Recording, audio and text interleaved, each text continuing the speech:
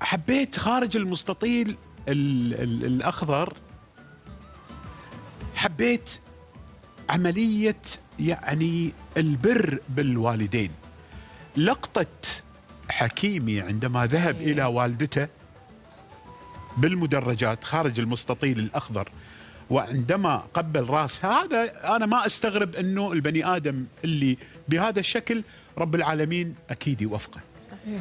وغيره وغيره وغيره. يعني في النهاية ترى على فكرة إذا أحد ينشد النجاح فليذهب إلى بوابات الجنة. بوابات الجنة الأب والأم، عندما تبرهم أنت وصلت.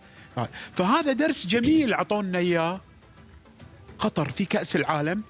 اللي شاف هذا المنظر أنا أجزم أنه على مستوى العالم قاعد نتكلم، أنا أجزم ومتأكد. خلينا نقول كم واحد وقتها لحظتها كان مزعل الأمة، كم واحد لحظتها كان شوية كان مكلم أبوه بشكل. ولكن عندما يشاهد هذه اللقطة أنا أعتقد أن وقتها أكيد راح تصير له صحوة. وعندما تصير له الصحوة ويذهب ويعتذر ويذهب أنه يقبل، لا يقبل بس إيد أمه يا أخي، خلي يقبل قاعد ريلها، هذول الجنة تحت ريولهم. عرفت شلون؟